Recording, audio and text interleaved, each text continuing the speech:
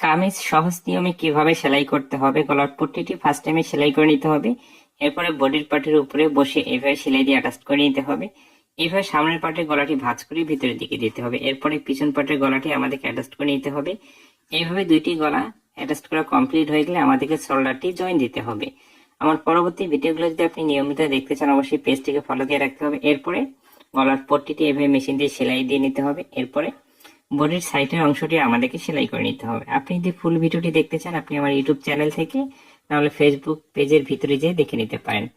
এরপরে কামিজের সাইড পার্টটি সেলাই করে নিতে হবে এইভাবে দুইটি ভাঁজ করে। এরপরে ঘুরিয়ে নেওয়ার পরে এই সাইডটিও আমাদেরকে সেলাই করে নিতে হবে। একটি কামিজ সেলাই করার সহজ নিয়ম আশা করি 1 মিনিটের ভিতরে আপনাকে বুঝিয়ে দিতে পেরেছি। এরপর নিচের অংশটি সেলাই করে নিতে হবে। ভিডিওটি যদি ভালো লেগে থাকে অবশ্যই কমেন্টের মাধ্যমে মতামতটি জানিয়ে যাবেন।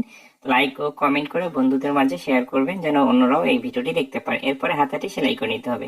সেলাই করে নেওয়ার পর আরমহলের সাথে মেপে এই অংশটি সেলাই করে নিতে হবে যেন সাইড থেকে টেনে না ধরে। এরপরে শোল্ডারে যে সেলাই দিয়েছি এখান থেকে মিল করে নিয়ে সেলাইটি আমাদেরকে শুরু করতে হবে হাতার জন্য। হাতাটি লাগানো হলে কিন্তু কামিজটি তৈরি করা কমপ্লিট হয়ে যাবে।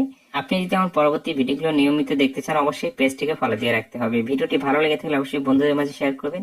এইভাবে হাতাটি লাগিয়ে নিতে হবে। হাতাটি লাগানোর পরে আমাদের কামিজটি কিন্তু তৈরি করা কমপ্লিট হয়ে গেছে। একটি কামিজ এইভাবে সেলাই করে নিতে হবে।